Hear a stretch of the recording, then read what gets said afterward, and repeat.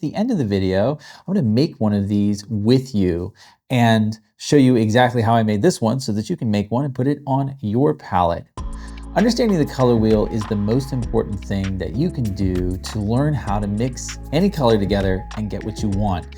So this is one of the things that causes a lot of angst when you're first learning how to paint. What recipes for colors do I need? How do I mix this color and that color to get that color over there that I want to get? Or you see a color and it's just, how on earth do I get my palette to make that color? Well, I think that the best way to get over all of those hurdles is understanding the color wheel. And I've got a color wheel right here. The color wheel is just this rainbow, basically, made into a circle. That's the color wheel. It has its own interesting history. I want to walk through right now how to think about these colors: primaries, secondaries, tertiaries, hues, chroma, all of that. I'm going to talk about all that in the video. And then at the end of the video, I'm going to make one of these with you and show you exactly how I made this one so that you can make one and put it on your palette while you're mixing, to help you remember all of these important concepts about how to mix color, thinking of primaries and the color wheel. One more thing about that: in the description for this video, I have a link so that you can send in a request for the exact colors I use and everything, including the template that I'm going to be using to make this color wheel. Just let me know you want it and I'll email it to you. Okay, let's get started. It's really important for an artist to think of the color wheel anytime you're mixing color. Think of how these colors relate to each other between the primaries, so blue, red, and yellow being primaries, and around the outside edges you have the secondaries and tertiaries that you mix with the primaries. So I want to tell you how I got to this and explain, but I want to go over, just before I start mixing all these colors together in the video, and you're going to watch me make this, I want to explain how we got here. What I want to do is explain to you some terms that are going to help understand what I'm talking about. So first of all, let's talk about the word hue. Hue is the word that we use to describe the family of color. So this hue is yellow, this hue is green, this hue, it's orange, right? That's what the word hue means. We can be really precise with it. We can say things like, this is yellow, this is yellow-green, this is green-yellow, this is green, this is blue-green, this is green-blue, and so on, right? I mean, we can be really, really precise. The big families, of course, are yellow, orange, red, violet, blue, and green. So the primaries and the secondaries, but you can really whittle it down from there. That's hue. Now, also, there's chroma. And chroma is how pure the color is. So we're talking about greens a lot in this video. And you'll note that this chroma of yellow-green is more chromatic than this chroma of yellow-green, than this chroma of yellow-green, okay? So chroma is that spectrum between the purest color imaginable and gray. And the way that you can really shift these colors back and forth between high chroma and low chroma is using complements and thinking of them as primaries. So if we take that blue-green, or let's take this just green, right here, green. If you add red to that, it's going to make it less chromatic. And any color that you mix, the closer it is on the color wheel, meaning if we mix yellow, orange, which is Hansa Yellow Deep here, with red, this Naphthol Scarlet, we're going to get a more saturated orange than we would if we were mixing Hansa Yellow with alizarin, because they are farther apart on the color wheel than these two are. So the closer the colors are to each other on the color wheel, the more chromatic. The farther away they are from each other on the color wheel, to the extreme opposite, that would be gray. So in mixing grays, you want to be using complements to make those grays, but just a term to think about, chroma. It's this word that we use to describe the journey between very chromatic, which is as saturated as can be, and very gray, which is all the way down to a color that you really can't identify, a true gray. Also, we need to think about value. And if you could just with me squint for a second and notice how just right out of the tube, the yellow is the high value or the lighter value primary, blue and red are dark, right? Which, the really saturated violets and blues are very dark. The really saturated yellow is really light. And the closer you get on this color wheel to yellow, orange is lighter than red, green is lighter than blue. The closer you get, the secondaries are starting to get really light as well. And that's just something to keep an eye on. I like to say there's no such thing as a dark yellow. There's yellow, and as soon as it starts getting dark, it's either turning green or orange or very, very gray, right? There's no such thing as a saturated dark yellow because the value of that family of color is just intrinsically light. There's a little bit more play in the joints with red and blue. You can get pretty saturated light blues and pretty saturated light reds, but still they are most pure when they're dark. And that's just something to keep in mind when you're painting. The value of a color, and certainly when you're mixing, you want to be mixing the accurate value. So colors come to us in 3 different slots that are really clear to understand. Their hue, their chroma, and their value, how light or dark they are. And there's one that's a little bit more tricky and a little bit more subjective, and that's warm and cool. So warm and cool color, basically, that is saying that orange is the warmest color on the color wheel. Blue is the coolest color on the color wheel. So what that means is the closer the color is to orange, the warmer it is. The closer the color is to blue, the cooler it is. So if we're looking right here at this yellow, which way is getting warmer? This way, because we're going towards orange. Which way is getting cooler? This way, because we're going towards blue. And that means that if we're actually comparing yellows, so we have a sort of a sunflower yellow, that Hansa yellow deep kind of a color right in here, that is a warmer yellow because it's closer to orange. Hansa yellow is a cooler yellow because it's closer to blue. And that's how you can tell them apart. Well, what about when you get into these really fiery colors down here? Well, if you have a red that's closer to orange, it's warmer than a red that is closer to violet.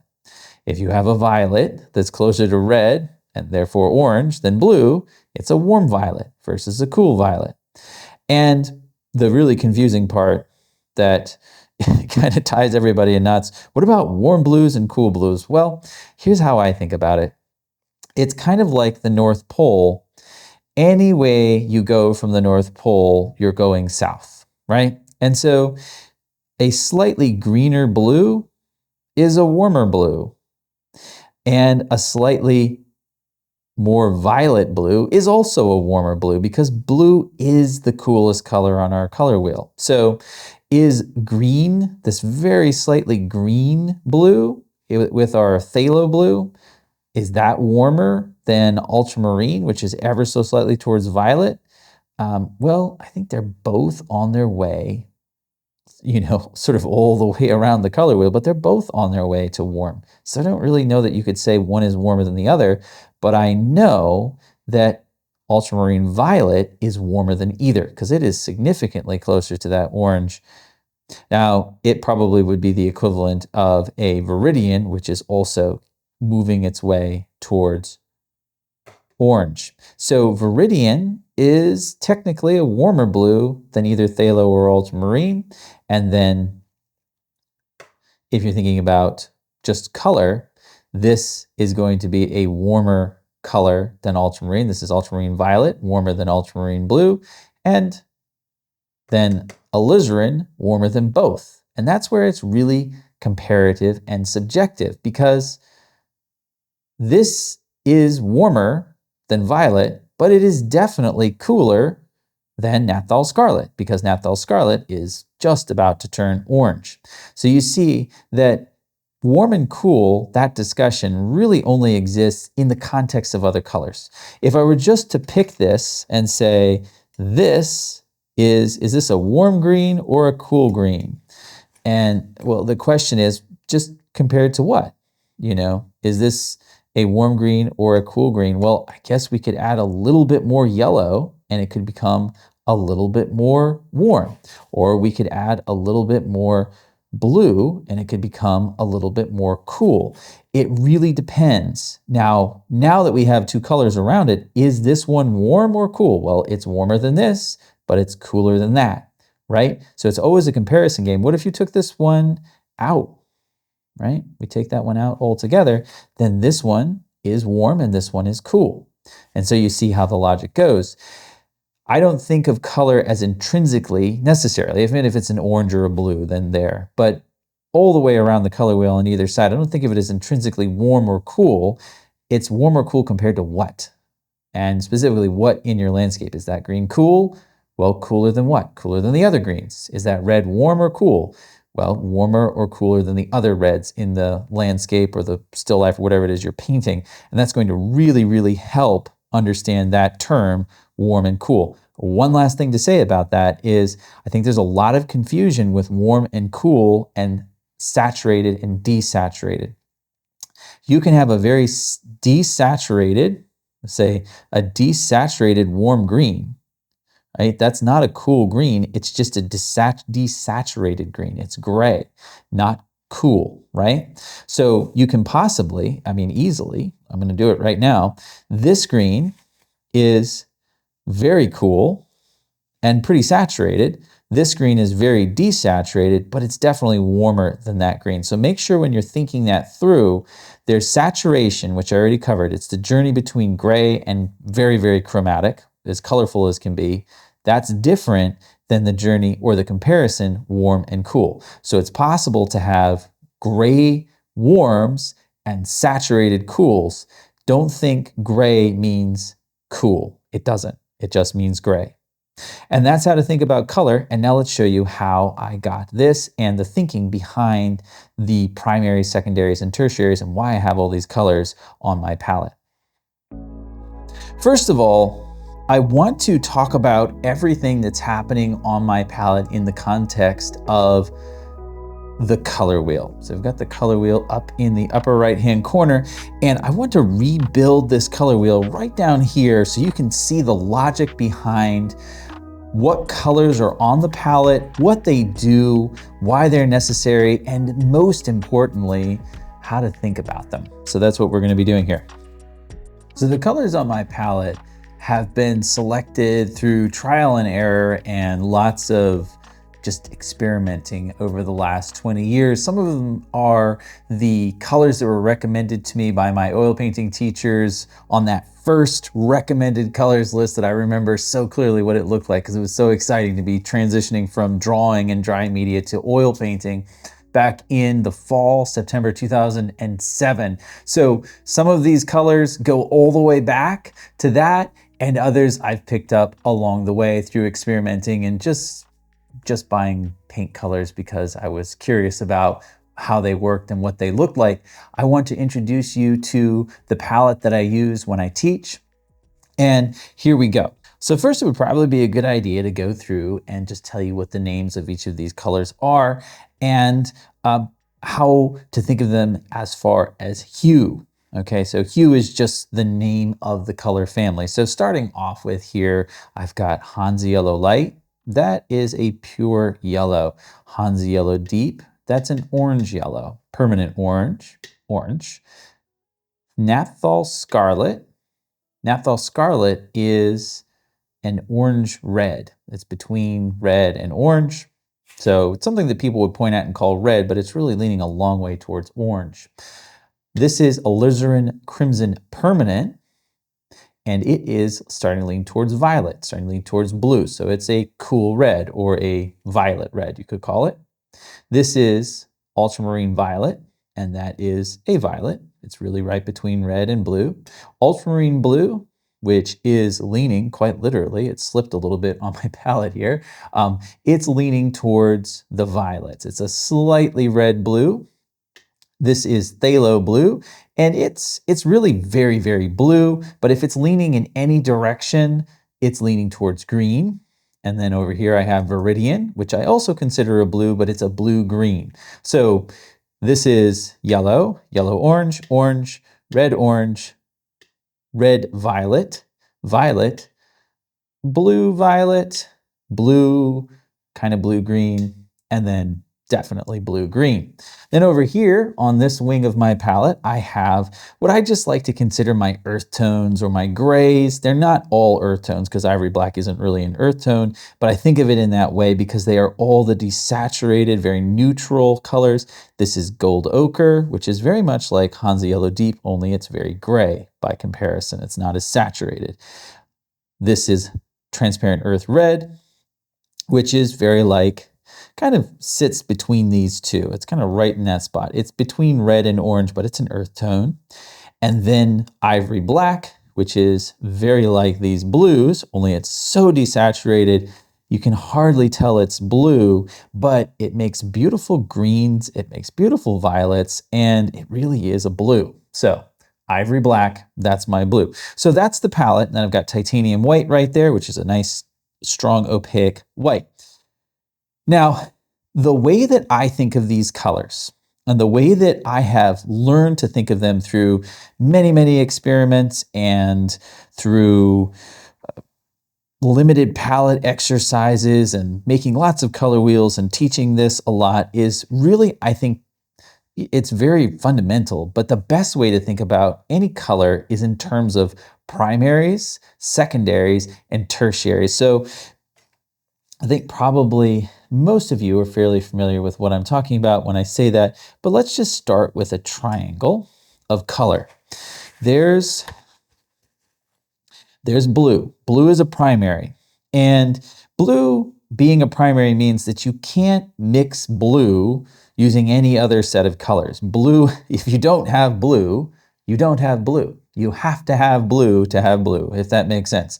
It's a color from which it can't be derived from any other sets of colors. Blue is itself. And then we're going to put red in that category as well. Red is also a primary. I'm going to put alizarin right up there. You can't mix blue and yellow, the other two primaries, to get red. In fact, actually, I put red in the wrong spot. Got excited. All right, we'll put red right down here. Okay, so there's our red. And that spot belongs to yellow. And I'm picking the strongest, purest versions of my colors here on this color wheel. I think blue, ultramarine blue, is a good choice for the bluest blue. This is leaning a little bit green. It's kind of splitting hairs there, but this one's leaning towards orange, my Naphthol Scarlet, so that's why I picked alizarin. And this Hansa Yellow Light is not leaning towards orange at all. It is just that bright, clean yellow. So these are the primaries, and you're going to recognize what's happening here pretty quickly. If you mix the primaries together, you are going to get secondaries. So let's just bring this line of red up to here, and I'm going to clean my brush because I don't want to muddy up my yellow paint, which I would do very quickly. Yellow tends to be a very clean, very easily disrupted hue, but we're going to bring that down. There we go. Bring that down, and where they meet, of course, we're going to get orange, right? Red, orange first, and then orange. So bring a little bit more yellow in there, and there we go.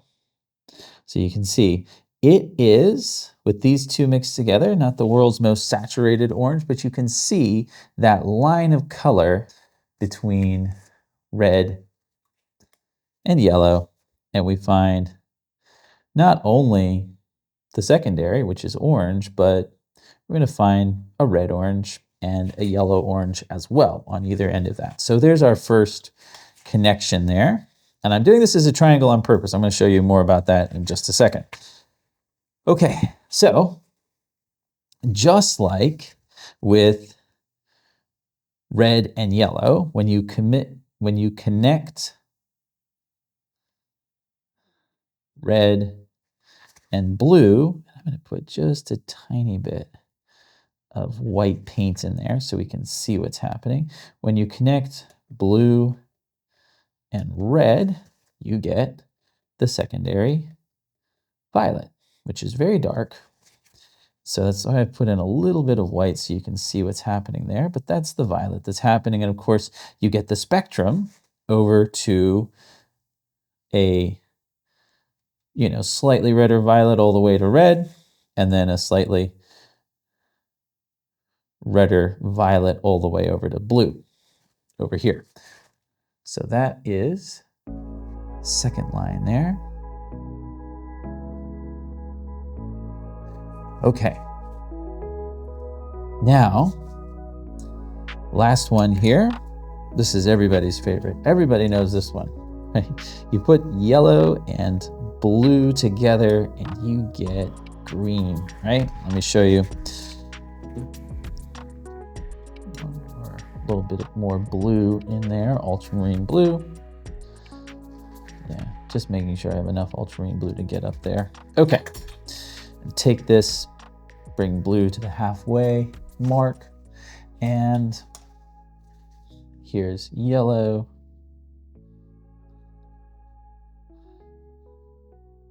The greenest green, get a little bit of that more.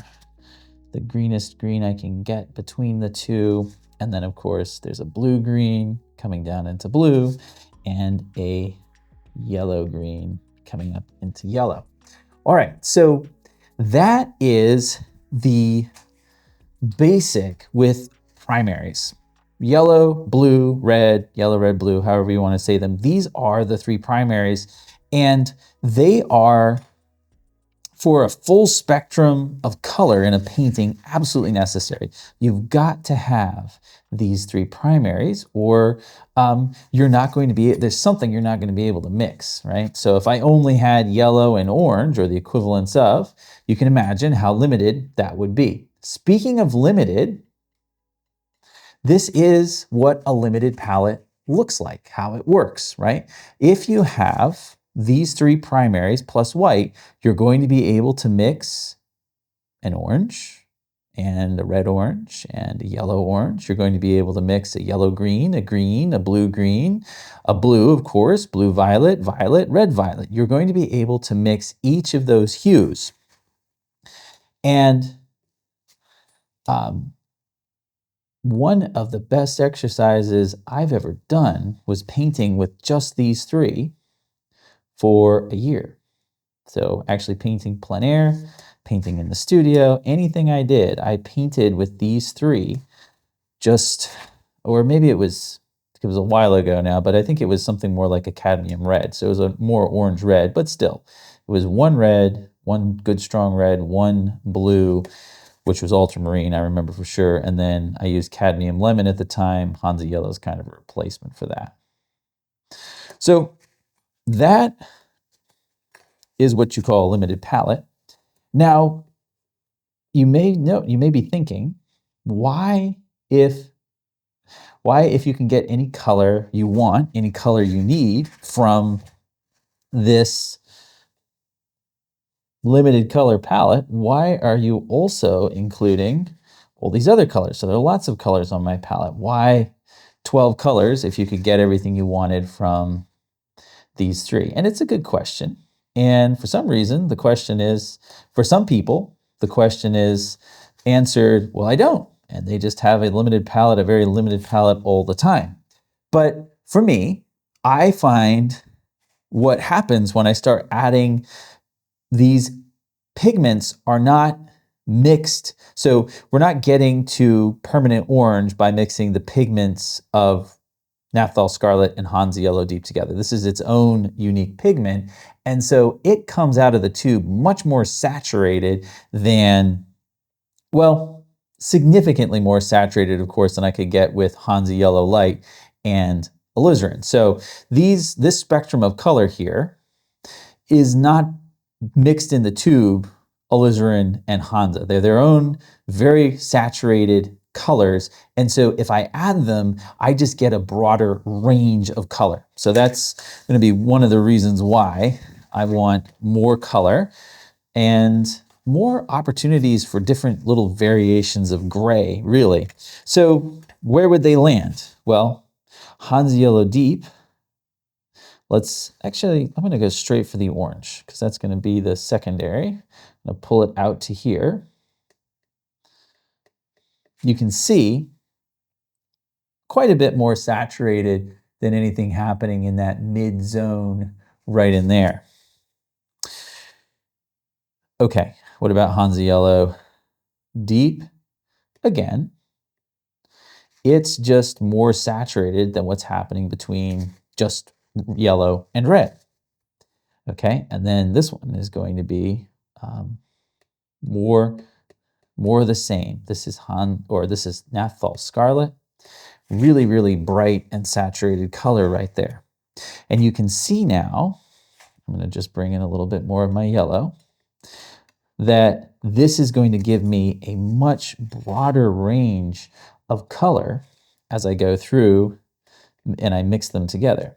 So that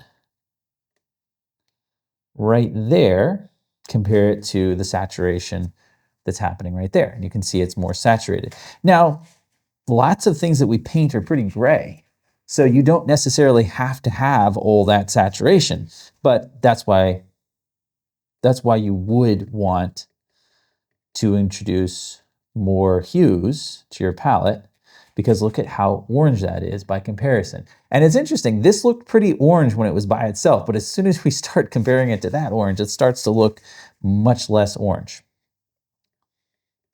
I'm gonna bring the red back.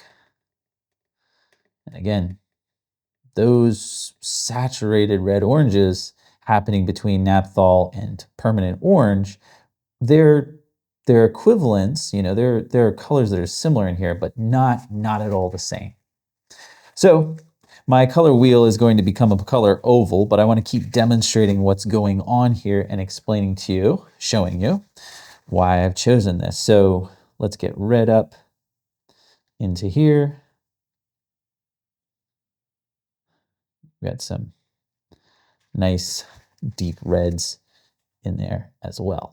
Okay, now what about these other colors that are on the palette? That was the first half there. I'm gonna get some more red, some more alizarin in here because I kind of lost it a little bit. There we go.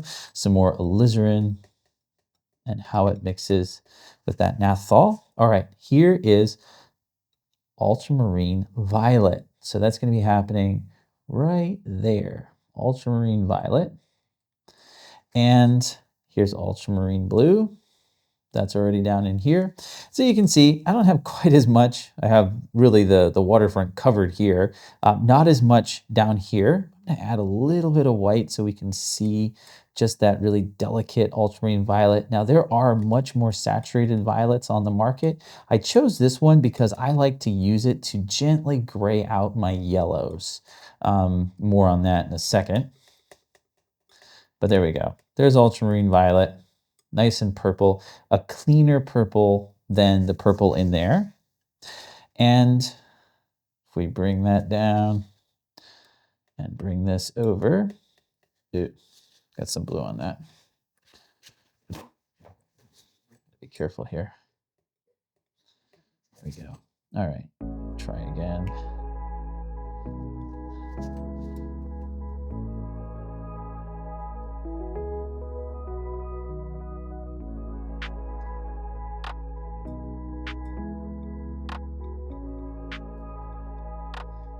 Get that red violet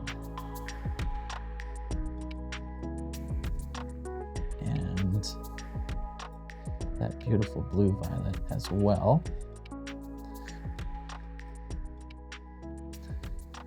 So now you can see why you would want to include also that violet. Now this is phthalo blue. Phthalo blue, just want to show you off to the side.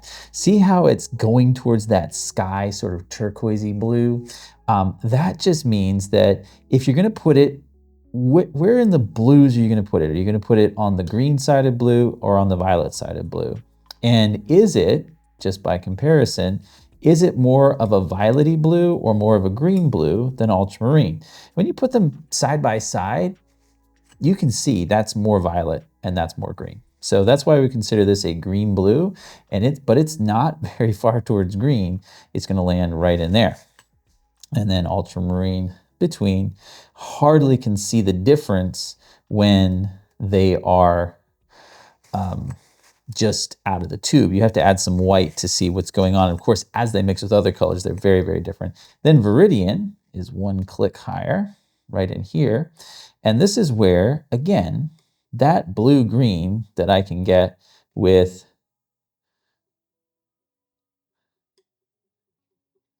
phthalo and Viridian is just so much more saturated than that blue-green that I can get with Hansa Yellow Light and Ultramarine. So you can see we're taking that triangle, that primary triangle between the three, and just stretching it out towards much stronger secondaries.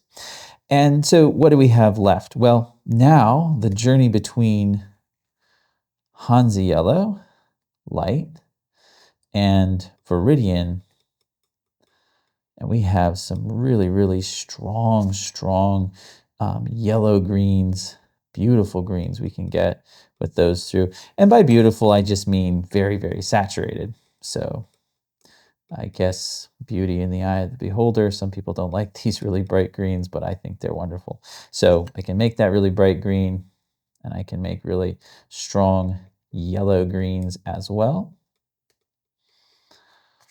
And then on into yellow. And that kind of looks like a pretzel without really meaning to, but you can see what's happening here. That is how primaries work with this palette. So that is why, all right, let me back up and just try again here. So you can see that is how to think through this palette in terms of primaries, secondaries, and tertiaries. So we're really, this is a primary color. These, I think, are all in their own way secondary colors or tertiary colors. So that's a tertiary, secondary, tertiary. That's a primary color, secondary. Ultramarine, would call it primary. Phthalo, again, they're so close, but we could call it a tertiary because it's a blue-green and then another green-blue. So really two kind of tertiary colors there, not a really clean green on this palette.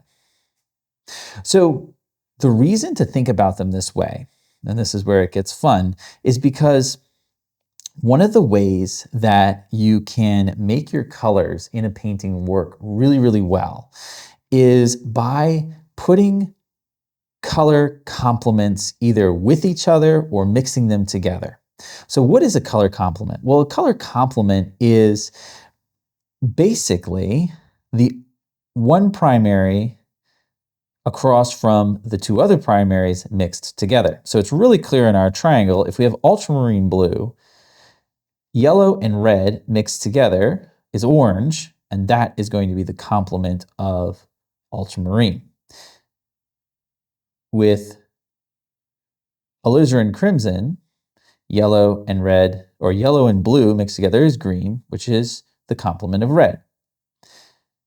Red and blue mixed together is violet, which is the complement of yellow. So each primary is complemented by what happens when you mix the other two primaries together, right? And so you see that all greens complement red, all violets complement yellow, all oranges complement the blues. It's as simple as that. That is how you think of color complements. Now, you add more pure mixtures all the way around on this color wheel, and you start getting things like, well, red-violet is complemented by yellow-green, or let's say red-orange is complemented by blue-green, right? And so you can start shifting to, really, really fine, you can start shifting to really, really fine complements, but in basic, orange across from blue, violet across from yellow, green across from red, and that's how to think of primaries and how they complement each other. Now, what happens when you mix a color with its complement? Well, what you're doing is you're mixing all three primaries together. Because if orange is the complement of blue, yellow and red are needed in some way to create orange. Orange is a secondary across from blue. If you mix orange with blue, you're essentially mixing yellow, red, and blue together. What happens when you mix yellow, red, and blue together? Well, you get gray. Okay, so that means, say you do have this really, really, really strong green, and I'm just going to mix it with that first color. But this is a pretty strong green, pretty vibrant green. Say you needed to gray that down. You didn't want it to be that green. You still wanted it to be green, but not that green. Well, the thing to do is to add red. In this case, let's just stick with this initial set of three primaries here, and I'm going to add a little bit of my alizarin. So first thing I'm going to do is actually just add white so that the value isn't going to change like crazy. Let's take half of that.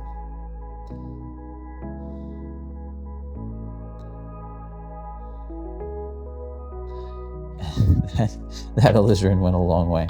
Let's add just a little bit more of the yellow and a little bit more of the blue back in there. There we go, that's better. And now do you see how we still have a green, but it's a grayer green. And the more of the red that you add, the more neutral you're going to make that. And you can get it all the way to something that you would just call gray, all right? It would just be gray. This journey from a saturated green with Hansa yellow and ultramarine, adding alizarin, we can turn it really, really gray. See that journey? Okay, so that is absolutely vital to understand. Okay, so this is really tactical when you're mixing colors together. If you have a color that's too orange, you know you're supposed to mix an orange, but you mixed the orange and it's too orange. It's too much chroma. Well, what do? Add a little bit of blue. What happens when you mix a color and it's too purple? Add a little bit of yellow. What if it's too yellow? Add a little bit of, well, in this case, if it's too yellow, you'd have to add a little bit of either or violet. So you see that all of these colors up here, we have to think of them as where they fall on the color wheel, or we're not going to know what's happening when we mix a orange yellow with a blue violet, right? Do you hear blue violet? All right. So this is a blue violet. This is ultramarine. If you mix it with an orange yellow, you're going to get green for sure, but it's going to be a gray green. Let me show you. One more example over here. Mix some white in there because that ultramarine is going to make it pretty dark. This is a pretty gray green over there. Why? Well, because ultramarine blue is here, and it is pretty much not quite across, but close to across from that yellow-orange on the spectrum here. One more click on the color wheel over, and we've got the direct complement. So it's not the direct complement. What would happen if it was? Well, that would be, on this palette, something like orange, this permanent orange here, with ultramarine and enough white so we can see what's going on in there. And you're going to pretty quickly get something that is just plain gray. So look at that. That's orange and blue, and that looks pretty gray to me up there. I'm gonna add a little bit more white to that so you can see the value of it. It's gray, right? That's orange and blue. Like I said, you'll get gray. This is yellow, orange, and blue, and it's a grayer green, right? Okay. Okay, so what happens if we go one step back? And you already know because you've seen it, but what happens if we go one step back and we mix ultramarine and Hansa yellow light? That's my yellowest yellow, doesn't have orange in it, so it's not complementing that ultramarine nearly as much as these two are, and you're getting something that's much greener out of that yellow. But yellow is across from violet, and ultramarine is violet friendly. It is pretty violet. It's not something you'd look at and say, oh, that's purple, but it is definitely headed that way. What does that mean? Well, that means that anytime you mix yellow with a violet, you're going to get a grayer green. So that's why if we take phthalo, which is not leaning towards violet at all, and we mix Hansa yellow deep, or I'm sorry, Hansa yellow light with that phthalo, it's going to make an electric green. Let me show it to you.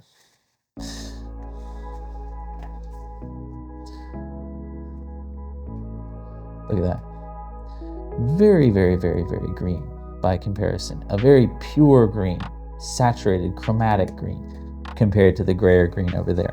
And the reason why primarily is that this one is headed towards green already. Phthalo is already on its way to green. And so when you mix it with a yellow, it's going to make a much more saturated color. It's kind of like mixing permanent orange with naphthol scarlet. You're going to get a really saturated color in between those two. The closer they are to each other on the color wheel, when you mix them together, you're going to get a saturated color. The closer they are to opposite each other, the less saturated color you're going to get. So viridian, if what I'm saying is true, is even closer to yellow.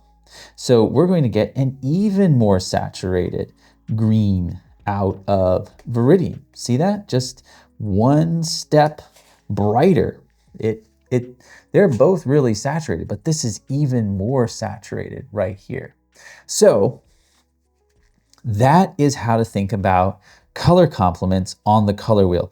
Do your best to think in primaries, right? And that's why, simplified, I think of these as yellows, reds, blues, right?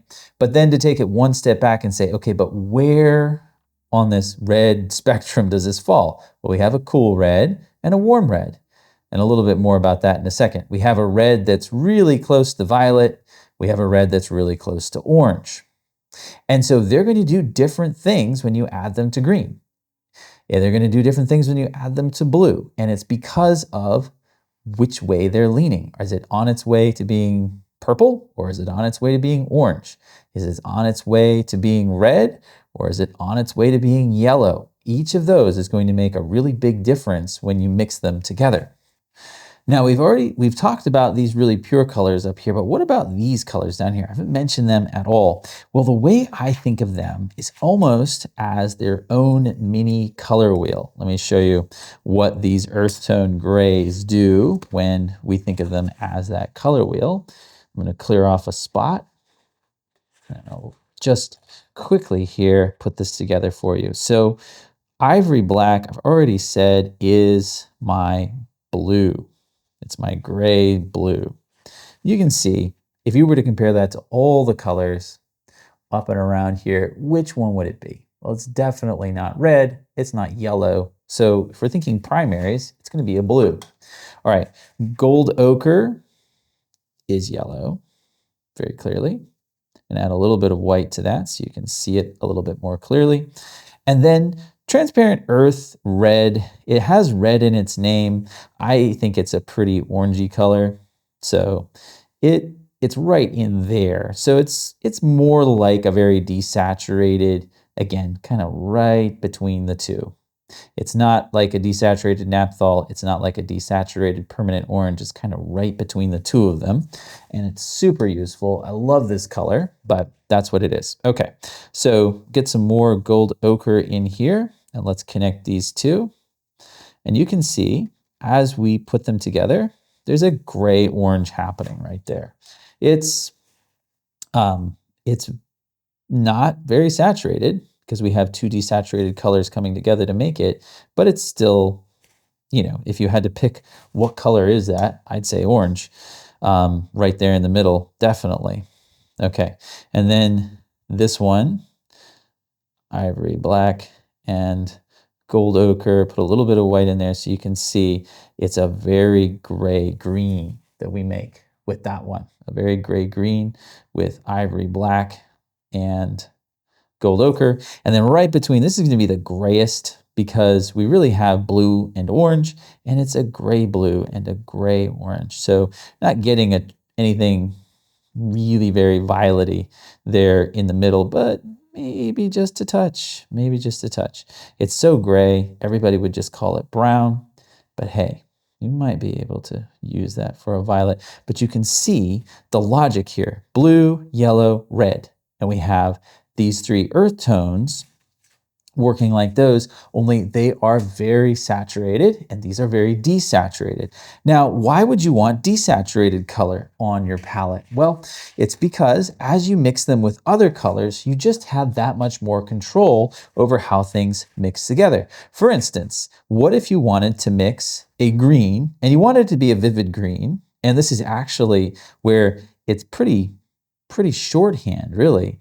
Take yellow, this Hansa yellow, and add it to ivory black, which is a blue, and look at how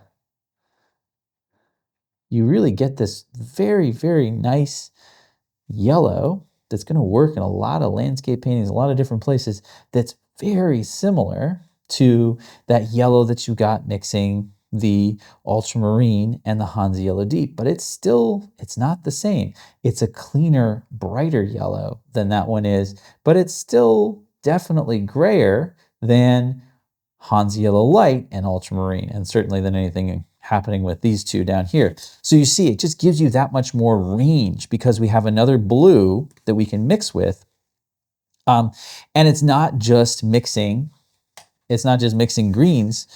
This one will make, I love the grade blue-green that you can get with Viridian and ultramarine, or Viridian and ivory black. Look at that color. It's just gorgeous. I mean, cast shadows and all sorts of different things. You can paint night skies. I mean, it's a wonderful color right down there that we can use for the lots of different places in a painting. But see how this one is right there, right? It's a blue-green because I mixed blue and a blue-green together, and that's what I got. So why I have these on the palette is because they are going to mix grayer versions of these secondaries and tertiaries that you get when you add the colors together. So although you can do it lots of different ways, they're just wonderful. And particularly because when I'm teaching, I use 2-color mixtures. I don't use 3, 4, 5-color mixtures. I use 2-color mixtures. And so I need to be able to get to those grays without adding a lot of colors together.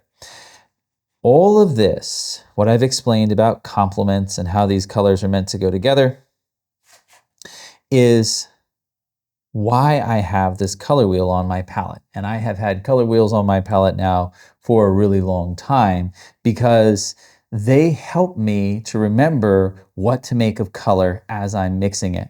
So again, if you have a color that you say, well, that's actually, it's a nice color, but it's too green. I needed it to be a little bit grayer. What are you going to do? Well, it's too blue-green.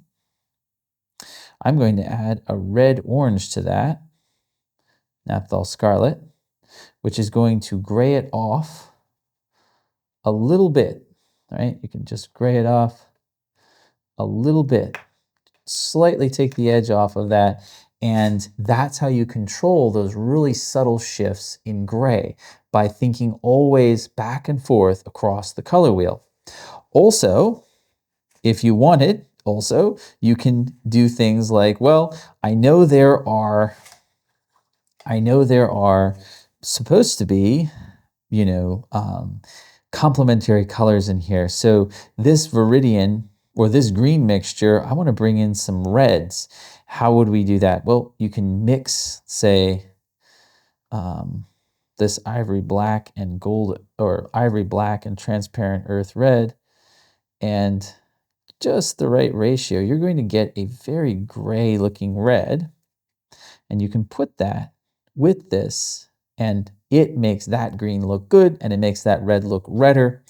So having these desaturated colors can be really helpful with complementing. So not just graying the colors down, but if you put red with green, it makes green look greener without actually making it greener. It just enhances the look of that color without having to go up a step. So a lot of the time, especially when you're new to painting, what you'll do when you see a color that looks really green is you'll just go greener and greener and greener. It's this really saturated green, very chromatic, and it does get kind of ugly and acidic.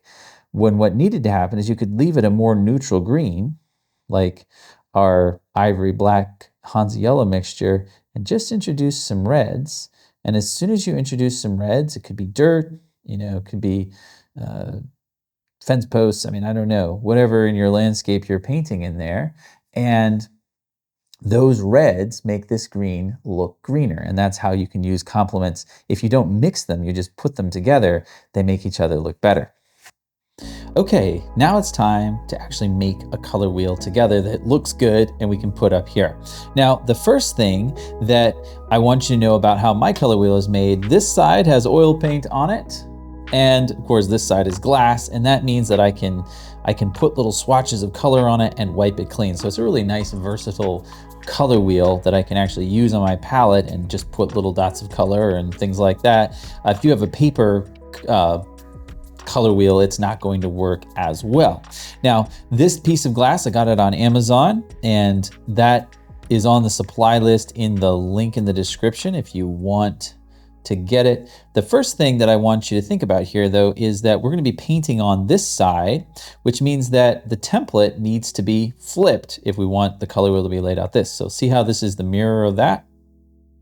Well, that's because when I paint this, the colors on this side, I want to be able to flip it over and have it look like that. So that's why I have this.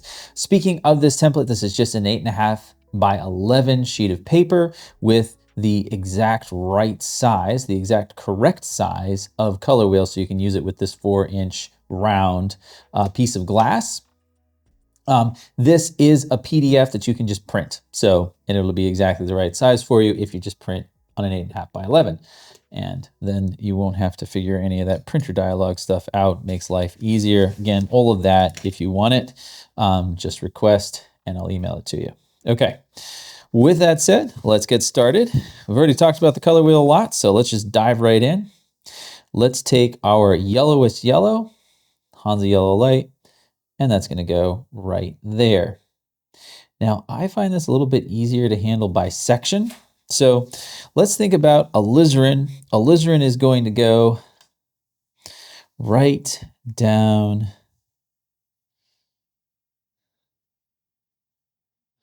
here. And then the cad red light, or naphthol scarlet in my case, let's take that. It's okay if there's a little tiny bit of alizarin in there. It'll be okay. Let's take that and put that right here. Nice orangey red.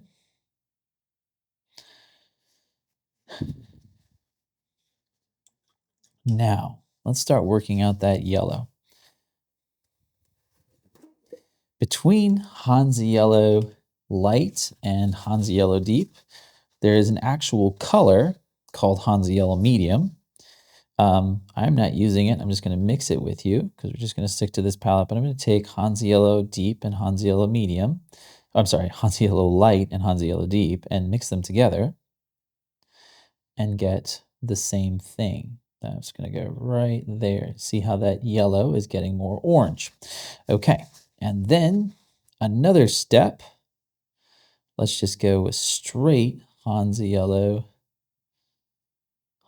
Deep right here. Straight Hansa Yellow Deep. Now, let's just put in some straight permanent orange. right here. Straight permanent orange. And now let's mix again for this secondary or tertiary, right? Really, tertiary, not a secondary. Let's mix just between the two. So it's not naphthol scarlet, it's not permanent orange, it's right between the two, just like that.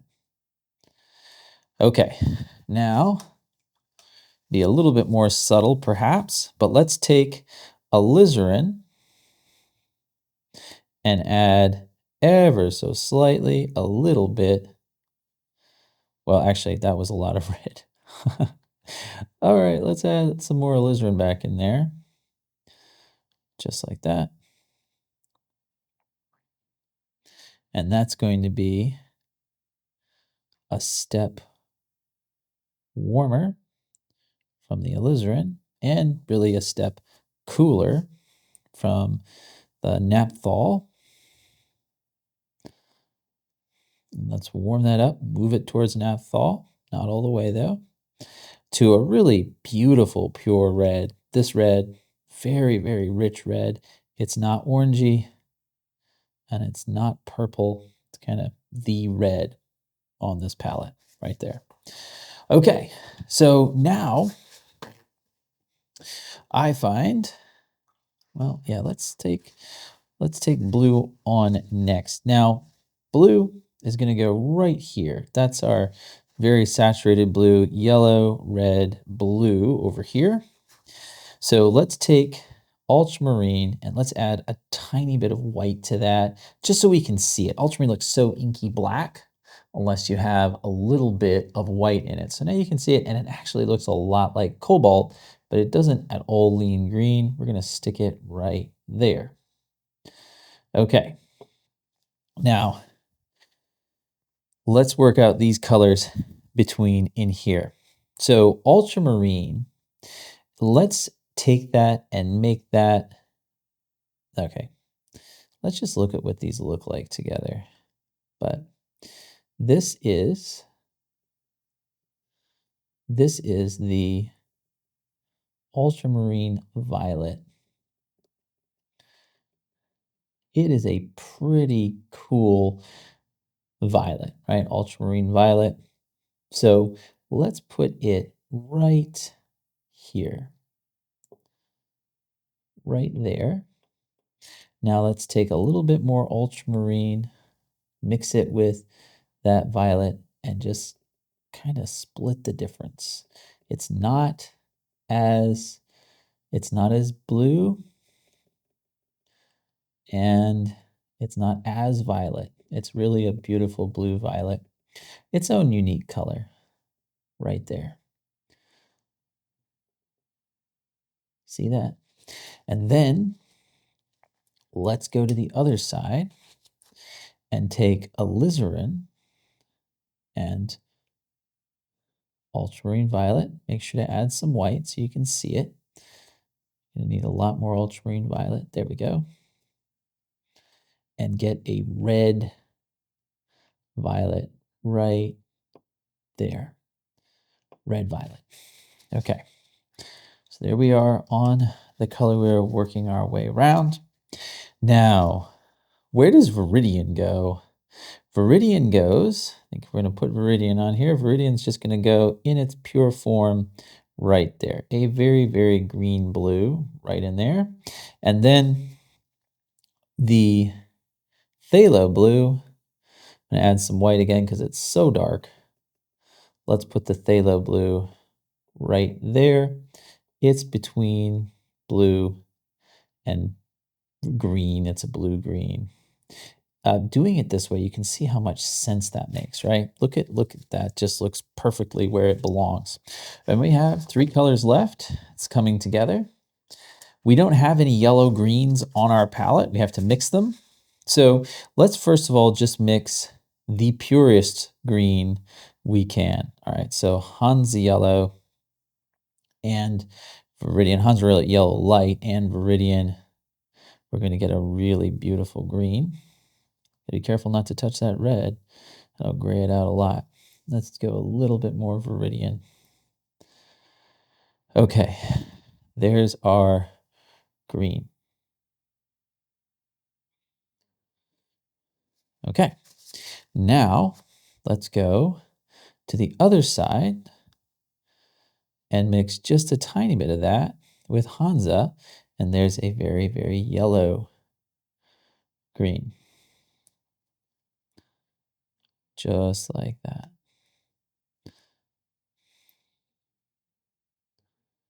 Yellow, green. Now let's hit right between them. And I'm just going to mix them together. That works really well. This is say a green yellow, I guess. And we'll put that one right in there. Okay. And then what you want to do is let this dry. And then as soon as this side is dry, you can flip it over. Let me just show you what that's going to look like. And you have a color wheel that you can now refer to as you're painting. And again, just give it a few days. That Hansa yellow especially is going to stay wet.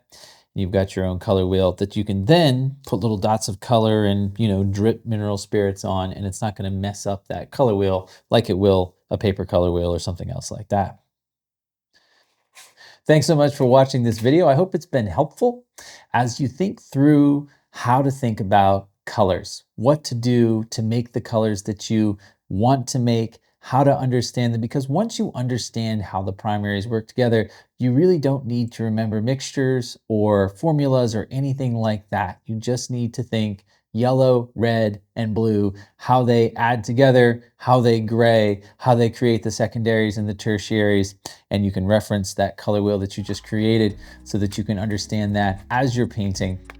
Hope it's helpful. Hope it's helpful to you in your painting journey. I'll see you next time.